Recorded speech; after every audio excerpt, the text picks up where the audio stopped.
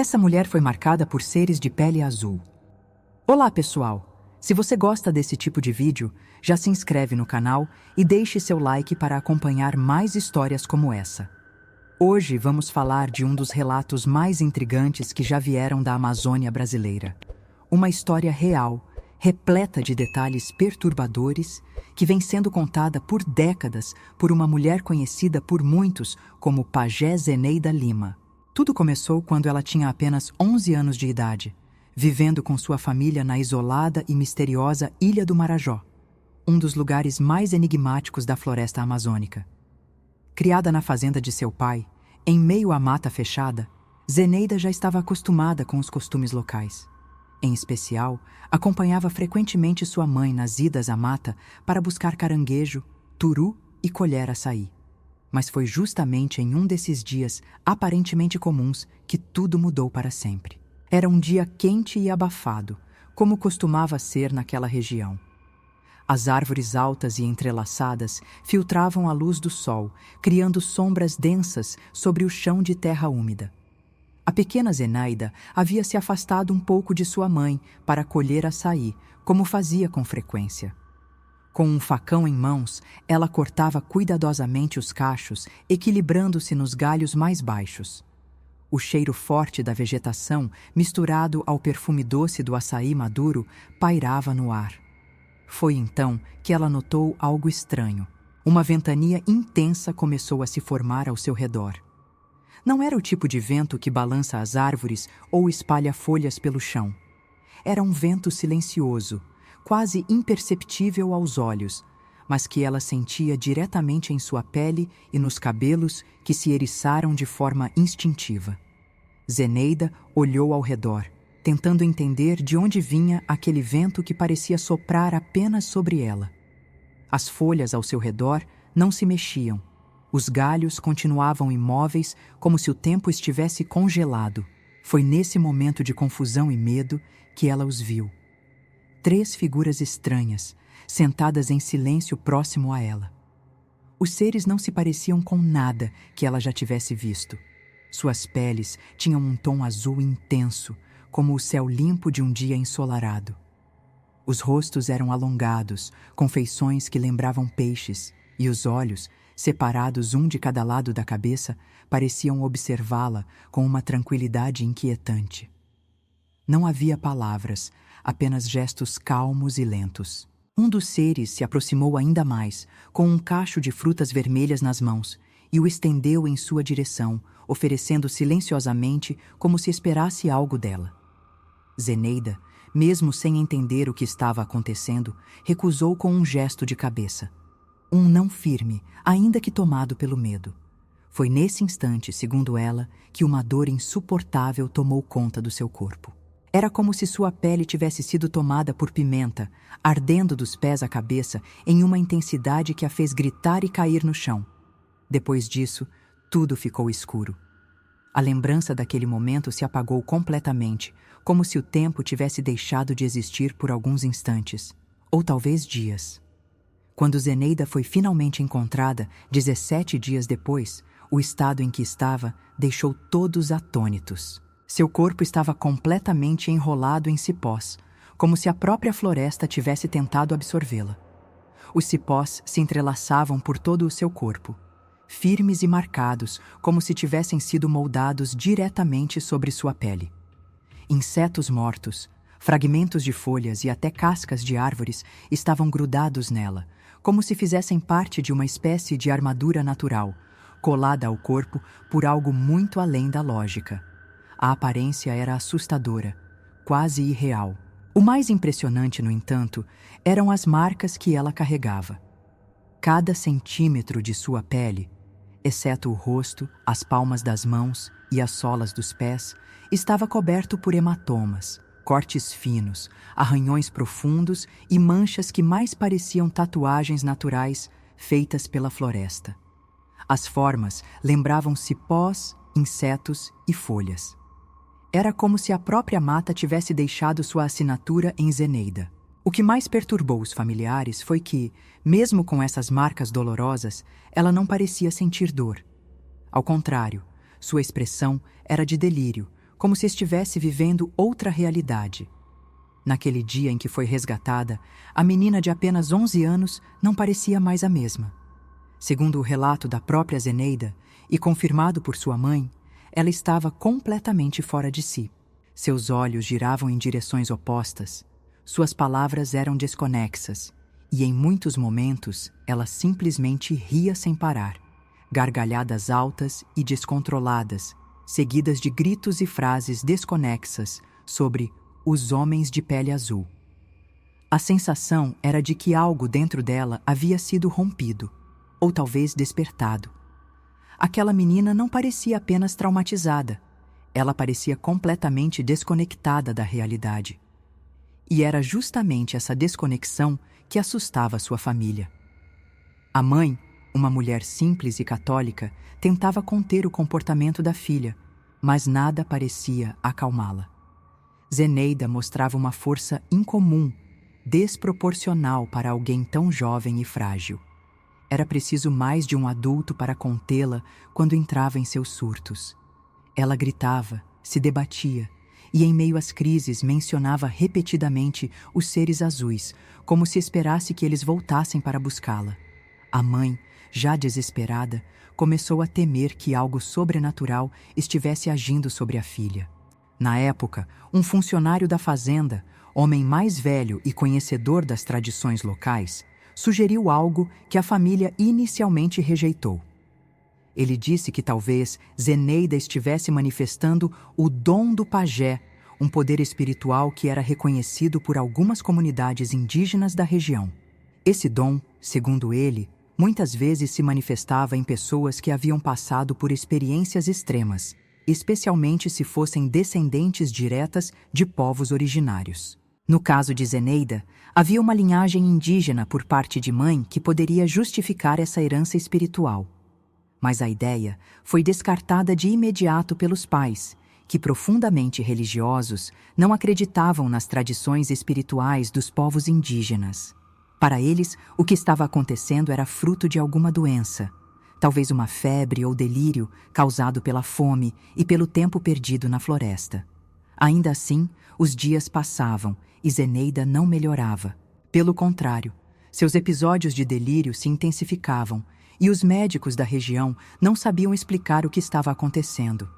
Foi nesse momento que, mesmo contra a vontade dos pais, um pajé foi chamado para ver a menina. O pajé chegou no fim da tarde, guiado por um dos trabalhadores da fazenda. Era um homem idoso, de olhar profundo e passos firmes, com uma presença que impunha respeito apenas com o silêncio. Seu nome era Aruana, e ele era conhecido por muitos nas comunidades ribeirinhas da região por sua sabedoria ancestral e por sua capacidade de lidar com manifestações espirituais que a medicina comum não alcançava. Ao se aproximar de Zeneida, ele não disse uma palavra. Apenas se ajoelhou ao lado dela, tocou levemente seu peito e depois sua testa. Seus olhos se fecharam por um longo tempo, e quando os abriu novamente, disse em voz baixa, quase como um sussurro: "Ela foi escolhida." Os pais da menina se entreolharam, desconfiados e incrédulos, mas algo na voz dele fez com que não o interrompessem. A partir daquele dia, Aruana passou a visitar a fazenda com frequência.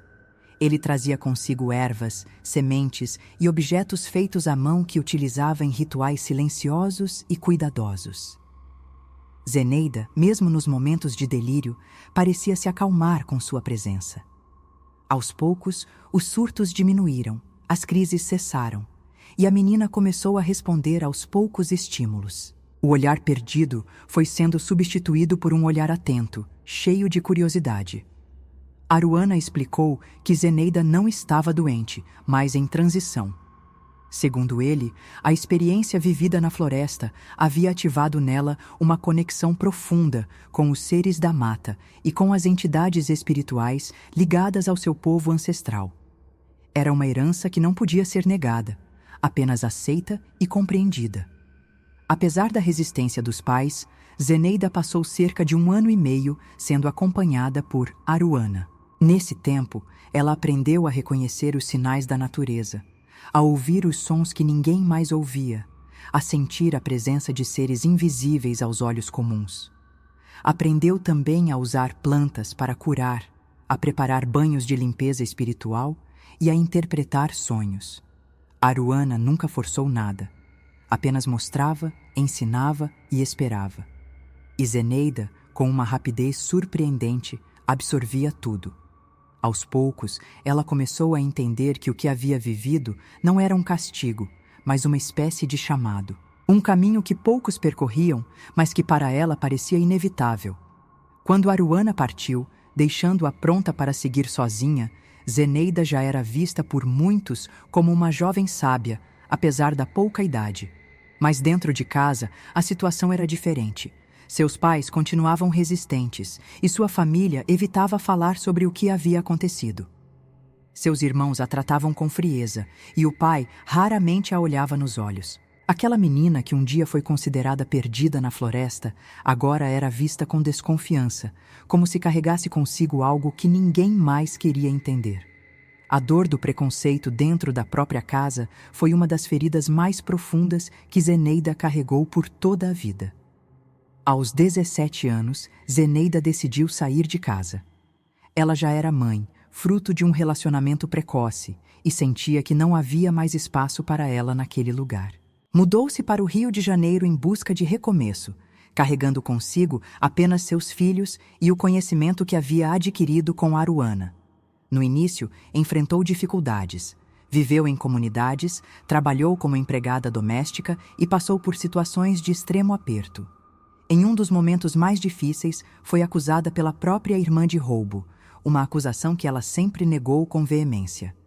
Essa traição quase a fez desistir de tudo, mas foi também o que reacendeu sua força interior.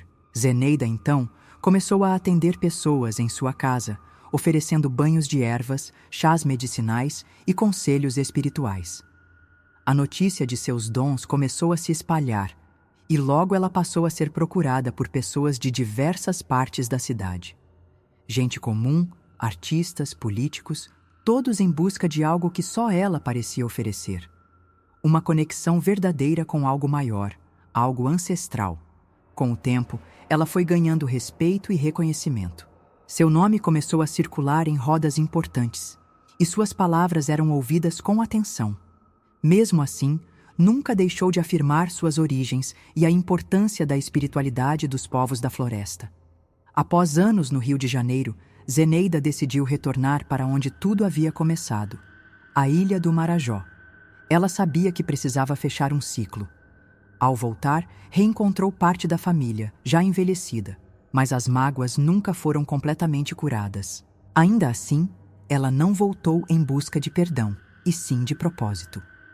Fundou o Instituto Caruanas da Ilha do Marajó, um espaço dedicado à valorização da cultura ancestral, da medicina tradicional e da espiritualidade amazônica. Ali, ela passou a receber jovens aprendizes, ensinando os saberes que havia recebido de Aruana, preservando um conhecimento que estava desaparecendo aos poucos da memória coletiva. Zeneida escreveu 3 livros, onde conta com detalhes não apenas sua trajetória, mas também os saberes e mistérios da floresta que aprendeu a interpretar. Seus relatos não são tratados como lendas ou fantasias. São apresentados com a seriedade e profundidade de quem viveu na pele cada palavra. Ela descreve os seres azuis com uma clareza perturbadora, sempre dizendo que jamais conseguiu esquecer a sensação que teve ao vê-los. Não de medo, mas de uma conexão profunda, inexplicável, como se eles fossem parte de um universo que sempre esteve ali, apenas invisível aos olhos da maioria. Muitas pessoas ainda duvidam da história de Zeneida, e ela nunca tentou convencer ninguém. Sempre disse que sua missão não era provar nada, mas apenas contar o que viveu. A floresta guarda mais do que os olhos podem ver, ela costuma dizer. E sua vida é a prova disso. A mulher que foi marcada pelos seres de pele azul carrega até hoje as cicatrizes do que viveu, não apenas no corpo, mas na alma. E mesmo após tantas décadas, ela ainda sente em sonhos e visões a presença deles por perto, como se ainda observassem, como se ainda esperassem algo dela. O relato de Zeneida nos leva a questionar muito mais do que acreditamos saber sobre o mundo. E se de fato existem seres que compartilham este planeta conosco, mas que apenas alguns são capazes de ver? E se há dimensões ocultas, paralelas à nossa realidade, onde outras formas de vida coexistem, invisíveis, silenciosas, mas atentas? O que Zeneida viveu aos 11 anos pode ter sido um encontro com esse outro lado, uma janela aberta por um instante e depois selada para sempre. Ou talvez não. Talvez ela tenha sido escolhida justamente para manter essa janela entreaberta. É difícil imaginar o que se passa na mente de uma criança que desaparece por 17 dias e retorna com o corpo marcado de formas inexplicáveis. Mais difícil ainda é compreender como essa mesma criança se transforma em uma mulher sábia, respeitada e dedicada a curar os outros com o saber que recebeu naquele tempo perdido. A trajetória de Zeneida é, acima de tudo, uma história de superação, resistência e reconexão com suas raízes. Uma prova de que até mesmo os eventos mais traumáticos podem se tornar fontes de força, quando acolhidos com coragem e sabedoria. Zeneida jamais se vitimizou. Nunca usou sua história para comover ou atrair atenção. Sempre falou com serenidade e firmeza, como quem carrega uma verdade profunda demais para ser ignorada. E por isso, sua história continua ecoando, inspirando outras pessoas a não negarem seus dons, suas origens e suas conexões com o invisível. O Instituto Caruanas segue funcionando, recebendo pessoas de todos os cantos do Brasil. E Zeneida segue firme em sua missão de preservar e compartilhar o que um dia quase a enlouqueceu, mas que hoje é sua maior fonte de sabedoria. Se há algo que essa história nos ensina, é que o desconhecido não deve ser temido, mas respeitado, e que há mais sabedoria nas tradições antigas do que nossa sociedade moderna costuma admitir. Os seres de pele azul podem continuar sendo um mistério, mas a transformação de Zeneida é uma realidade palpável. Uma realidade que desafia a lógica, mas que encontra eco em tantas outras histórias esquecidas da nossa Amazônia. Cabe a nós ouvir com atenção, respeitar e talvez, quem sabe, começar a enxergar além daquilo que chamamos de normal. E para você que chegou até aqui, aproveita e não esquece de me seguir aqui na plataforma.